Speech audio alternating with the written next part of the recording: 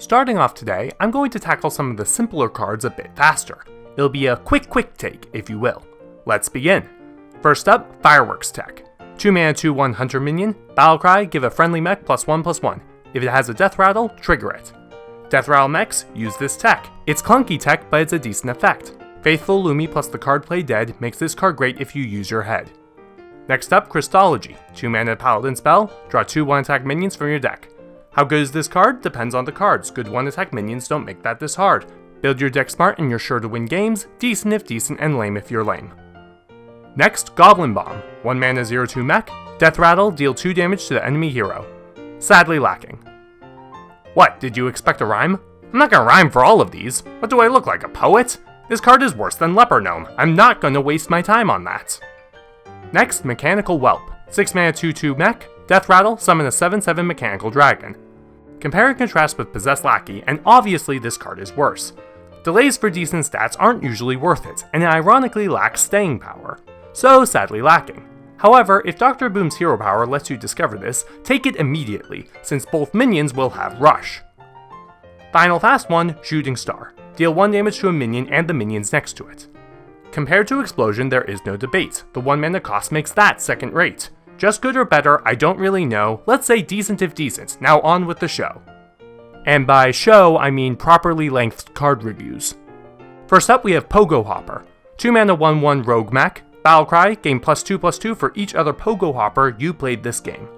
This is practically a Jade card all by itself. If there wasn't a limit to card copies in your deck, this would be hilariously overpowered. But as it stands, this card instead becomes powerful in conjunction with others, such as Sonya's Shadow Dancer. There is a weakness here though. This card only synergizes with itself, and doesn't add anything to other cards. Even Quest Rogue only has a passive synergy with this. Other 2-cost minions can complete the quest just as quickly, or even quicker.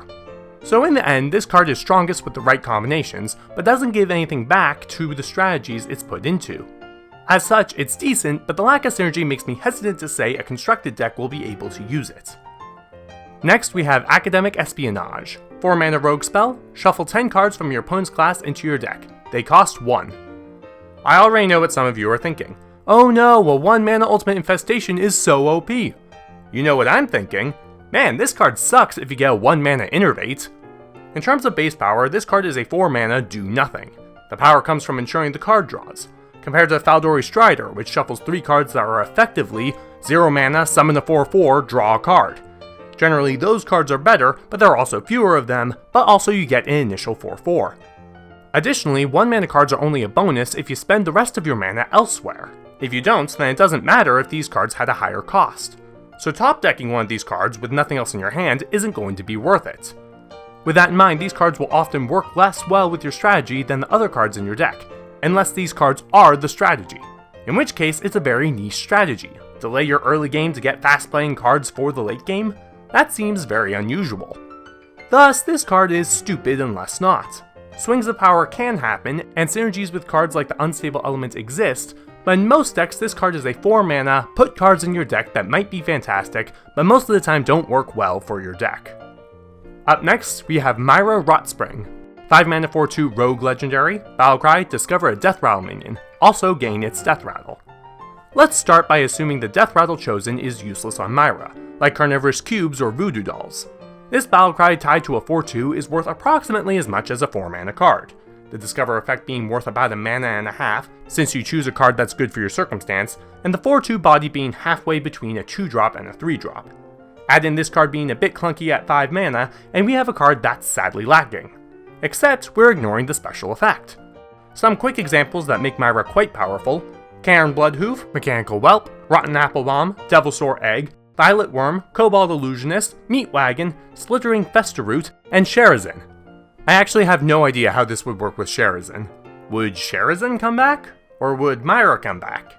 And if Myra died again, would she go dormant again? I guess we'll find out? While there are many options that are less impressive, most Death Rattles will push this card into being worth enough to play. So this card is pretty good. I expect many rogue decks will consider employing Myra for their purposes.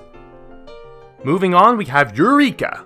6 mana Shaman spell, summon a copy of a random minion from your hand. Clearly this card is a combo piece, used best with cards costing 8 or more mana. To manage that, this card needs to, first and foremost, be placed in a deck with exclusively those minions, or at least have other minions that are exceptionally easy to play. Malygos decks are the most significant example of an archetype that can use this tactic, but this card can still be viable for summoning minions such as Lich King. In the right case, this card is simply a 6-mana version of another card, so decent if decent. Fear any deck that uses it, but fear it more for the minion being used than for the card that enables that use. Hold on, is anyone else feeling that this card would have made more sense in Priest? Isn't their whole deal of this set cloning? Why not give them this card then, that clones from your hand? Alright, well, let's see what Priests are getting this time around. We have Power Word Replicate. 5-mana Priest spell, choose a friendly minion. Summon a 5/5 copy of it. Blizzard, that's not a power word! That's literally a pair of cloning vats! Just the name Replicate would have been better than what you guys came up with! Penniless, I think it's supposed to be a joke. Then it was a bad joke! You wanna know a good joke card? Power Word Tentacles! That was funny! This is just... This card has parallels with Faceless Manipulator, and most of the time that card will outclass this one. Though perhaps someone will run Manipulators, Vivid Nightmares, and this card just to maximize duplication. However, this card has two potential edges over a Faceless Manipulator. First off, when a minion with stats lower than a 5/5 is targeted. That doesn't happen particularly often, but it's still a feasible possibility, especially with some of the tools Priest seems to have. Secondly, this card is good for decks that want to be careful what minions are in it. Decks in Wild that include Barns, or in Standard that include Zarek's Cloning Gallery, are both examples of bad decks that have Faceless Manipulators in them. If you want to copy a minion in those decks, this will do just fine. Anyways, the pros and cons compared to Manipulator even out, so this card gets the same rating. Decent, if decent. Next is Zarek Master Cloner. 6-mana 5/5 Priest Legendary. Death Rattle, if you've cast any spells on this minion, re-summon it. Just a note, if you want to restore this guy to full health, just kill him with a Holy Smite. Probably not efficient, but it's technically doable. This card is unique. The only thing even close to this card is Dreadsteed, and this is nowhere near that permanent and nowhere near that slow. At the same time, the requirement is an interesting one and can lead to a lot of returning 5/5s. Then this can be resummoned with Twilight's Call, and the 1/1s can get a Power Word Shield to come back as 5/5s again. Now how good is this precisely?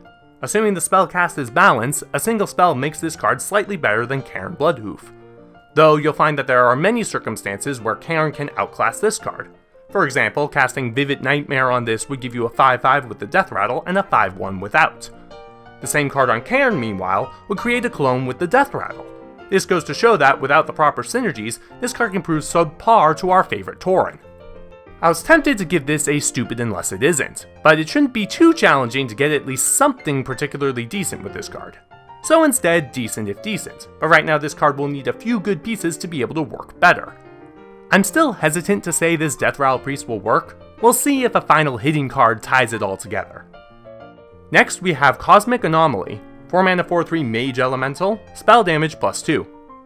Anyone here remember Evolved Kobold? That card actually saw standard play, specifically in a Freeze Mage deck that used Frostbolt and Ice Lance. As previously mentioned, spell damage is best with a lot of small spells, since we want to maximize how much of a boost each card gets. This means that the unstable stats of this card are, frankly, bad news. Playing this on turn 4 would be a disaster.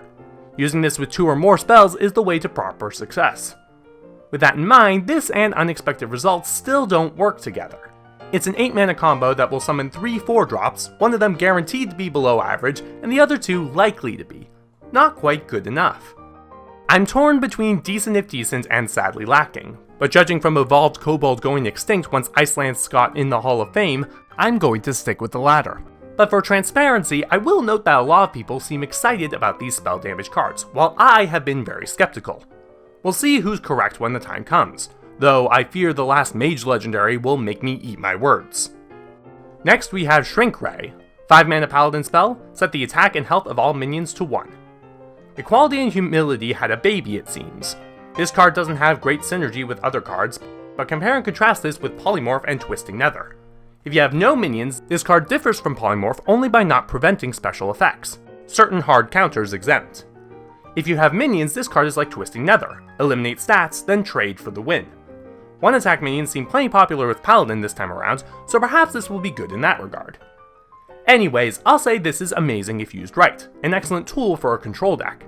However, I've said that about a lot of Control Paladin cards for a while now, and that deck still doesn't exist. I'm holding out hope though. Next up, we have Crystalsmith Kangor. 2 mana 1/2 Paladin Legendary, Divine Shield, Lifesteal, your healing is doubled.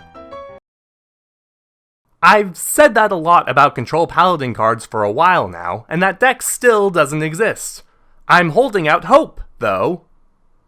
1 health and lifesteal on top of an Argent Squire is at least fun for the arena, but the double healing that's just nice.